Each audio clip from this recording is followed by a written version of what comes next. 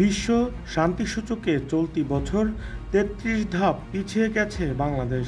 ২০২৫ সালের সর্বশেষ শান্তি সূচক অনুযায়ী বর্তমানে বাংলাদেশের অবস্থান ১২৩তম, যেখানে গত বছর বৈশ্বিক শান্তি সূচকে বাংলাদেশের অবস্থান ছিল ৯৩তম।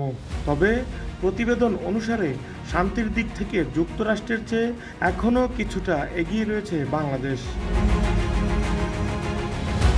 চলতি বছরের জুন মাসেই এই সূচকটি প্রকাশ করে অস্ট্রেলিয়ার সিডনি ভিত্তিক আন্তর্জাতিক গবেষণা প্রতিষ্ঠান institute for economics and piece. Global piece index ২০২৫ শিরোনামে প্রকাশিত ওই প্রতিবেদন অনুযায়ী ২.৩18 স্কোর নিয়ে বিশ্বে বাংলাদেশের বর্তমান অবস্থান ১২৩তম। গত বছর ১৬৩টি দেশের মধ্যে বাংলাদেশ ৯৩তম অবস্থানে ছিল। তুলনামূলকভাবে ২.৪৪৩ স্কোর নিয়ে ১২৮তম অবস্থানে রয়েছে মার্কিন যুক্তরাষ্ট্র। অর্থাৎ শান্তির দিক থেকে যুক্তরাষ্ট্রের চেয়ে এখনও কিছুটা এগিয়ে আছে বাংলাদেশ।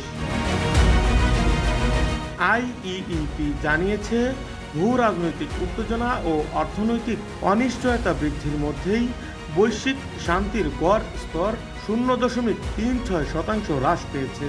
অস্ট্রেলিয়ান ভিত্তিক এই প্রতিষ্ঠানটি সতর্ক করেছে, বিশ্ব দিন দিন কম শান্তিপূর্ণ হয়ে উঠছে।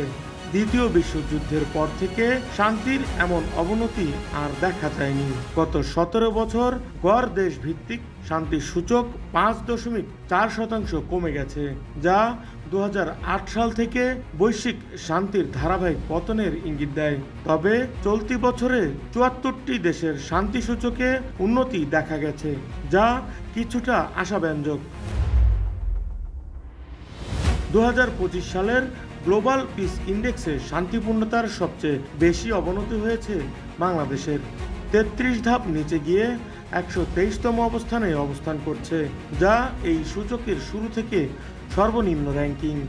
২০২৩ সালে কিছুটা উন্নতি হলেও ২০২৪ সালে বাংলাদেশের সামগ্রিক স্কোর ১৩.২% কমেছে। শান্তিপূর্ণতার পতনের প্রধান কারণ ছিল ব্যাপক নাগরিক অসন্তোষ, যা পরবর্তীতে সরকারি কঠোর পদক্ষেপের মাধ্যমে প্রাণঘাতী সহিংসতায় রূপ নেয়। ২০২৪ সালের আগস্টে সাবেক প্রধানমন্ত্রী শেখ হাসিনার শাসন শেষ করার দাবিতে আন্দোলনের মধ্যে তিনি পদত্যাগ করেন এবং দেশ ত্যাগ করেন। একটি অন্তর্বর্তী সরকার গঠন করা হয়, তবে বিরোধী গোষ্ঠী, ছাত্র আন্দোলন ও সেনাবাহিনীর মধ্যে প্রতিদ্বন্দ্বিতার কারণে ক্ষমতার পরিবর্তন এখনও অনিশ্চিত। আইইইপি বিশেষভাবে উল্লেখ করেছে, বাংলাদেশের ছাত্রদের ব্যাপক বিক্ষোভ এবং রাজনৈতিক অস্থিতিশীলতার কারণে নিরাপত্তা ও সুরক্ষা ক্ষেত্রে উল্লেখযোগ্য অবনতি দেখা যায়। সরকার কঠোরভাবে নিরাপত্তা বাহিনী ও সম্পর্কিত গ্রুপের মাধ্যমে কঠোর ব্যবস্থা নেয়। এ সময় ব্যাপক সহিংসতা এবং বিচার বহির্ভূত হত্যাকাণ্ড ও জোরপূর্বক নিখোঁজের অভিযোগের জন্ম দেয়। বাংলাদেশের স্বাস্থ্য মন্ত্রণালয় জানিয়েছে, এই সংঘাতকালে মৃতের সংখ্যা ১,০০০। তবে জাতিসংঘের মানবাধিকার সংস্থা বলছে, এই সংখ্যা ১,৪০০ জন। আইসল্যান্ড টানা ২০০৮ সাল থেকে বিশ্বের সবচেয়ে শান্তিপূর্ণ দেশের মর্যাদা ধরে রেখেছে। সূচকের শীর্ষে থাকা ইউরোপীয় দেশগুলোর মধ্যে রয়েছে Ireland, New Zealand, Austria, Switzerland, Singapore, Portugal, Denmark, Slovenia ও ফিনল্যান্ড।